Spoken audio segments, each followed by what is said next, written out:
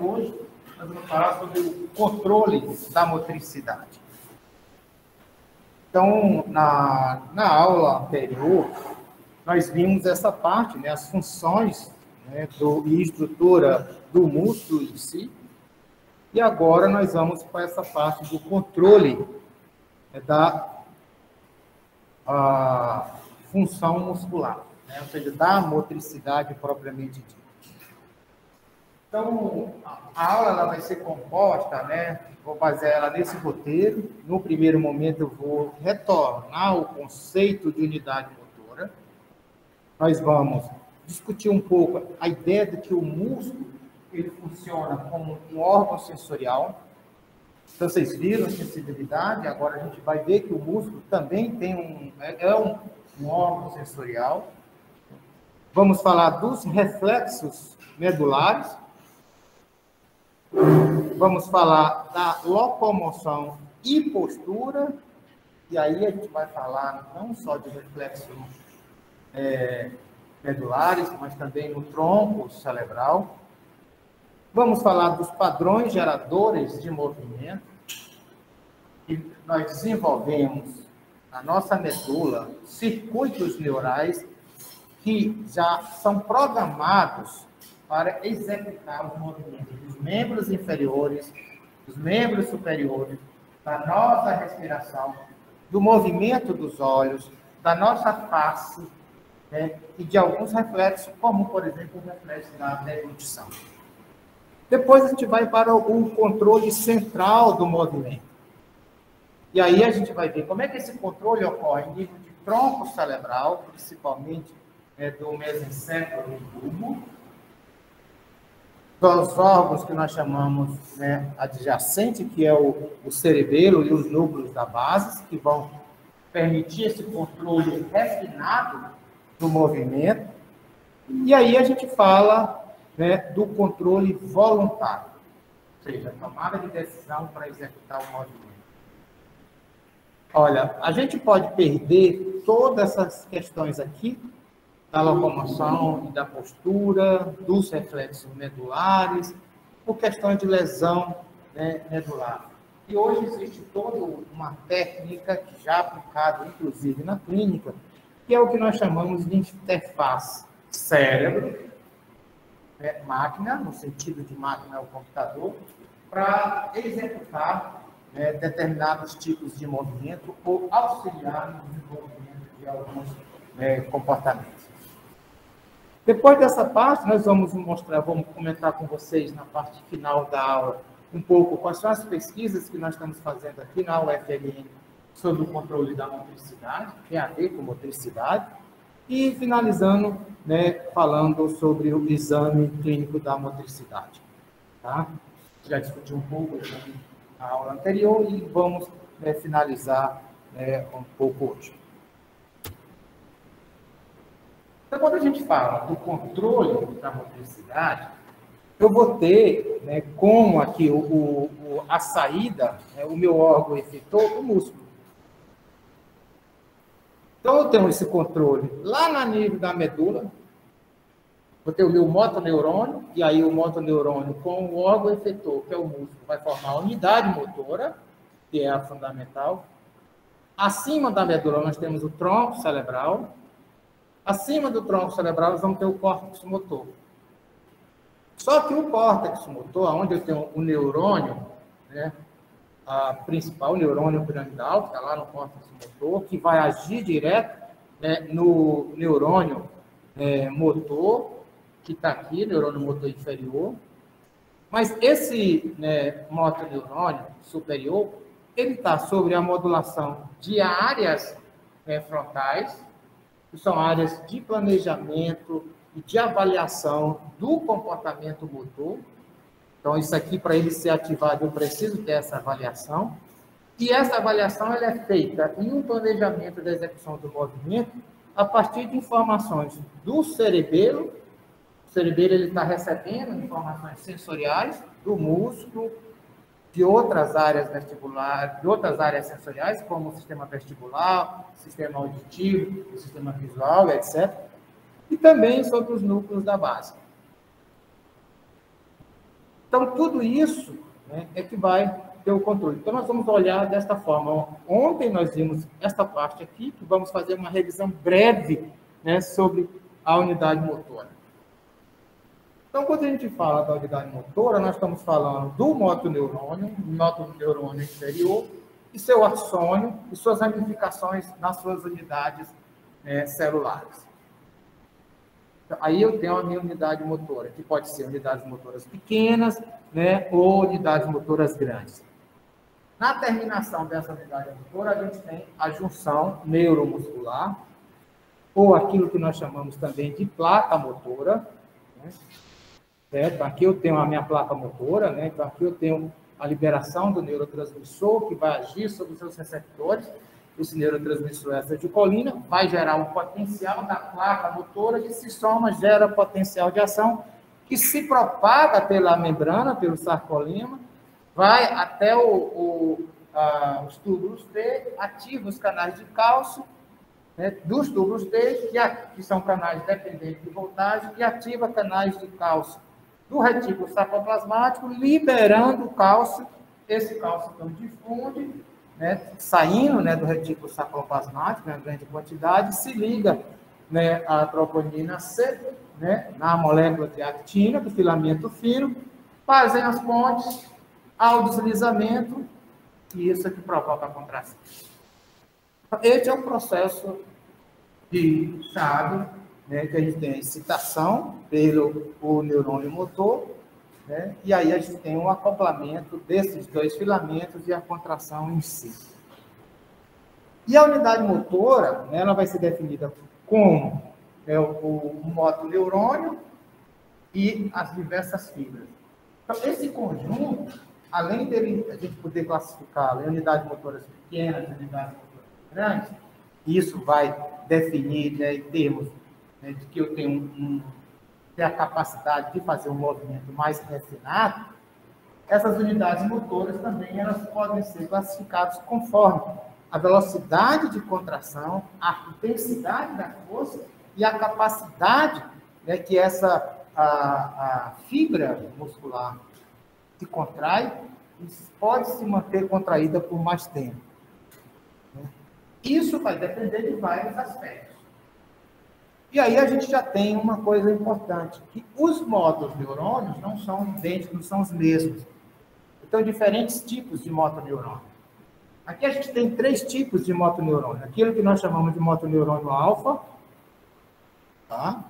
Então, o motoneurônio alfa ele tem um corpo celular grande, uma ramificação dendrítica grande. Significa, se ele tem uma ramificação dendrítica, ele recebe sinapses tanto do motoneurônio superior, como de neurônios que estão se projetando lá do tronco cerebral, né, para esses motoneurônios. Eles recebem projeções de interneurônios que estão na medula. Eles recebem projeções de várias áreas. Okay? E eles vai se projetar diretamente para a fibra muscular, a fibra que vai promover a contração. E eu tenho esse outro tipo de motoneurônio que nós chamamos de motoneurônio gama. Esse motoneurônio já tem um corpo celular pequeno, ele recebe poucas sinapses, a arborização dendrítica dele é pequena, e ele vai se projetar para uma célula muscular específica, que é a célula muscular que nós chamamos de fibra intrafusal. O que é que a gente chama fibra intrafusal? É porque esta fibra, procurando uma coisa então, essa fibra muscular, ela, imagine que isso aqui seja uma terminação de um neurônio sensorial. Lembram lá na pele as terminações livres? Então, eu tenho aqui as terminações livres, está aqui, fazendo um fuso. E eu tenho dentro do fuso uma fibra muscular.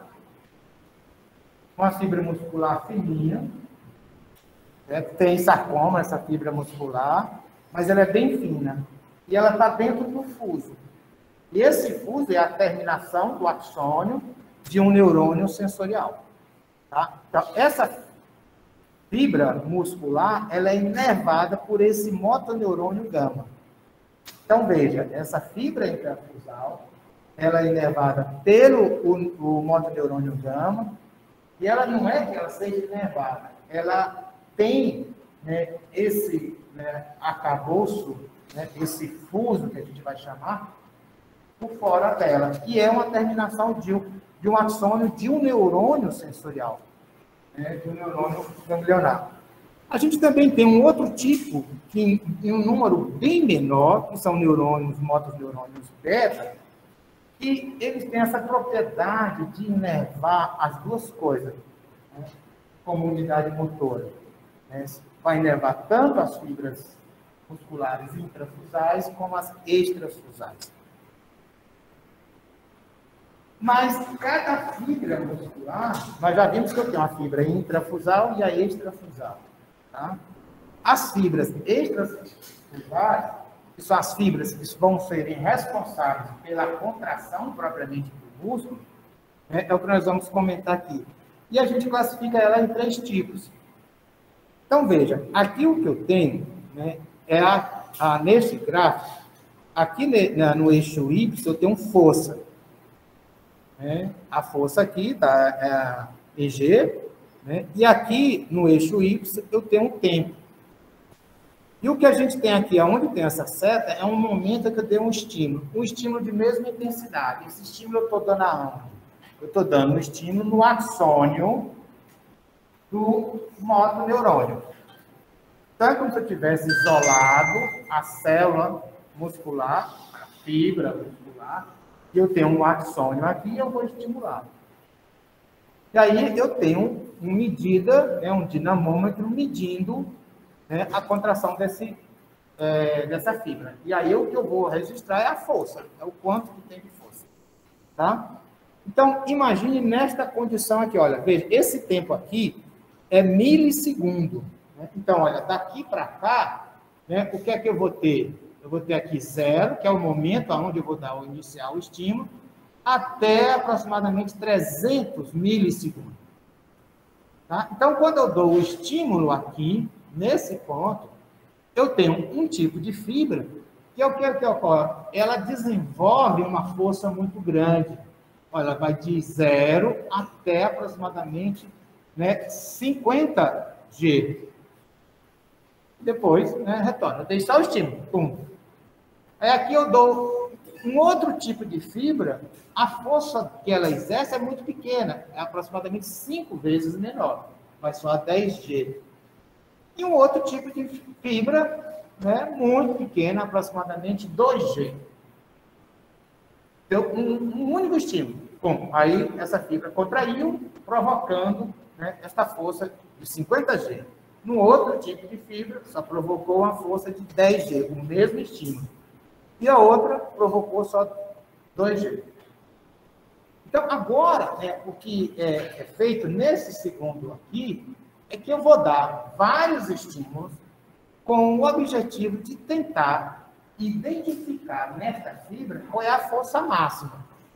Por que a gente faz isso? Nós mostramos que quando eu aumento a frequência de estímulo, de potenciais de ação, aumenta a liberação de neurotransmissor, aumenta a frequência de potenciais da placa motora, aumenta a frequência de potenciais de ação na fibra muscular e aumenta a duração da liberação de cálcio pelo retículo sarcoplasmático, e com isso eu vou conseguir fazer com que o sarcômero ele se encurte ao máximo.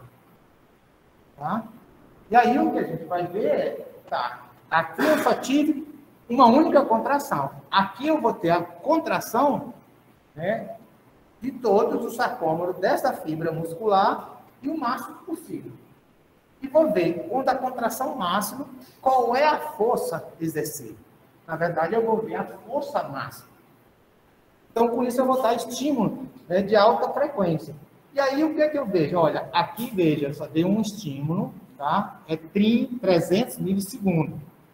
Ou seja, 0,3 segundos. Aqui, ó, já chega quase que a 1000 milissegundos. 1000 milissegundos significa, né, 1 segundo. Então, foi o que eu fiz. Quando eu dei o estímulo, esta fibra aqui, ela aumentou mais ainda, saiu de 50, ela foi, chegou próximo, né, de 60 G. Esta outra, que era 10, ela chegou próximo de 30, aumentou 3 vezes, né, a força. Né, então, a força máxima aqui é 30 G, a força máxima aqui é 60 G, e a força máxima aqui é aproximadamente, né, 5 G. Tá? Então, vi que só com o estímulo, as fibras respondem com força diferente, né? E se eu dou estímulo máximo, frequência máxima, disparo de potencial de ação, também elas continuam respondendo diferente. Agora, né, o que é que a gente vai fazer nesse terceiro, o que é que esse terceiro gráfico faz? Bem, e se eu pegar, ficar estimulando constantemente por longo tempo, como é que essas fibras vão responder? Então, olha, novamente o tempo aqui muda. Então, aqui, olha, de 0 a 1.500 milissegundos, é 1,5 segundo. Aqui eu tenho de 0 até 60 minutos. Chegando aqui, 6 minutos, eu quebro aqui a minha sequência temporal e aqui vem a 60 minutos. Quando eu vou olhar, então, o que é que eu vou fazer? Eu estou estimulando uma frequência de força máxima. Tá? Então, aqui o que eu tenho é o percentagem da força máxima. Então, veja, nesta condição aqui, que esta fibra aqui, ela começa com 100%, significa que ela está fazendo uma força de 60 G. Ok? Então, aqui nos primeiros minutos, 60 G, aí quando chega a 1 minuto, ela já começa a cair drasticamente. Embora eu continue estimulando, mas ela não consegue manter a força máxima de 60 G. Ela vai caindo, chega aqui lá próximo de 40, 30, com 2 minutos, ó, está quase, né, uma força quase zero. Professor, isso tem alguma coisa a ver com a forma de aquisição de energia que você mencionou, né? Exato, exatamente. Isso é a característica, né, da fibra. Ele está perguntando se isso tem a ver com a questão metabólica da célula. E é exatamente isso que diferencia essas unidades motoras. Né? Então, aqui, olha, 2 minutos de estímulo constante, ela fatigou. Ela não tem a capacidade de continuar respondendo, contraída por longo tempo. Então, ela não faz aquilo que a gente mostrou ontem, que é o tétano, que é se manter contraída por longo tempo. Já esta fibra aqui, o que aconteceu? Olha, no primeiro minuto caiu um pouquinho, mas ainda manteve lá 80, 90, vai. Quando chega lá próximo de 60 minutos, olha, ela já caiu bastante, está lá em torno de 20%, né, da força máxima. Ela não caiu de uma forma brusca, mas essa daqui mais caiu também. Já essa outra, que a força era menor, a força máxima, ela se manteve, mesmo depois de 60 minutos de estimulação máxima, para ter a contração máxima, ela ainda se mantém produzindo a mesma intensidade de força. Então, a gente diz que essa aqui é uma fibra lenta, veja, por causa do processo de contração dela, ela tem baixa, né, força. Essa aqui é uma fibra rápida, ela se contrai muito rápido, exercendo muita força, fadiga muito rapidamente, enquanto que essa daqui, ela é rápida, não tanto como a outra, não exerce uma força tão grande, e ela é mais ou menos resistente à fadiga. Essa aqui, ela não fadiga de jeito nenhum. Então, nós podemos ver o seguinte, eu tenho diferentes tipos de fibras, de unidades motoras. E o que é que nós vamos ver a cada músculo? O músculo, ele vai ter um conjunto de unidades motoras. Então, eu vou ter tipos de músculo, eu vou ter a maioria das fibras, das unidades motoras, serão esse tipo de fibra, né, que é rápida e fatigável. Enquanto que outros, a maioria são essas, são rápidas e resistentes à fadiga. E outros músculos em que elas são lentas e não fadigam. Então, se eu olhar e perguntar a vocês, qual é o músculo do nosso corpo que nós temos a maioria das fibras, tipo rápida e fatigável? Do olho, brilhante. Eu contraio rápido, com muita força, mas fadiga muito rapidamente. Já a musculatura dorsal, ó, tá aqui, ó. Aí o bíceps, tríceps, ele é uma composição dos três, com a maioria desse tipo. Tá? No caso da atletas de alto rendimento, eles conseguem moldar essa? Conseguem moldar essas. Então, o treinamento vai fazer tanto a mudança metabólica da célula, e aí você vai ter as unidades motoras diferenciadas. Certo? Então, você vai ter a diferença entre um corredor de 100 metros raso e um maratonista.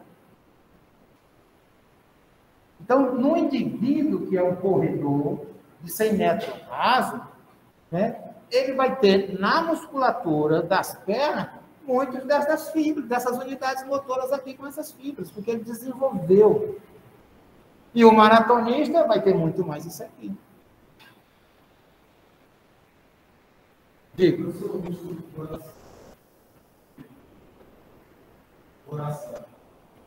O coração, né, ele é bastante interessante porque ele tem uma composição diversa das fibras, certo? Ele tem muito dessas aqui, tá?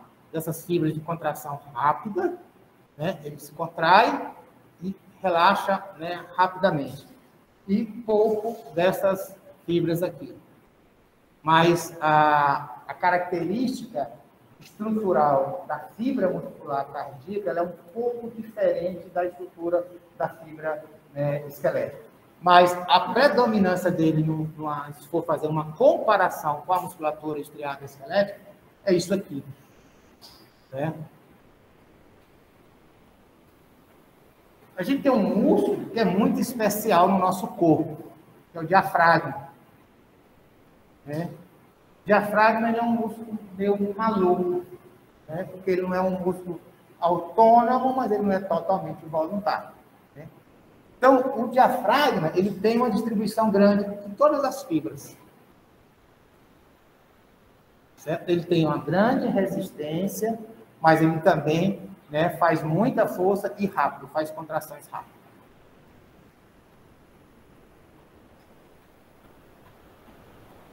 Ok, então nós vimos que o músculo em si ele tem diferentes unidades motoras, né, por causa das diferenças, inclusive, dos tipos, né, de motoneurônios e dos tipos de fibras musculares. Isso vai fazer com que a funcionalidade dele seja diferente.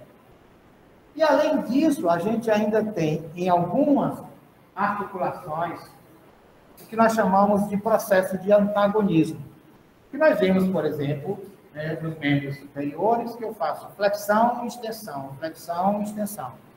Eu tenho um músculo responsável pela extensão e um músculo responsável, né, pela flexão. E aí eu tenho do mesmo jeito, abdução, adução, abdução, abdução. Então eu tenho um músculo de antagonismo. Em várias articulações eu tenho isso. E o que o organismo vai fazer é trabalhar com esse processo e fazer com que esse antagonismo ele seja executado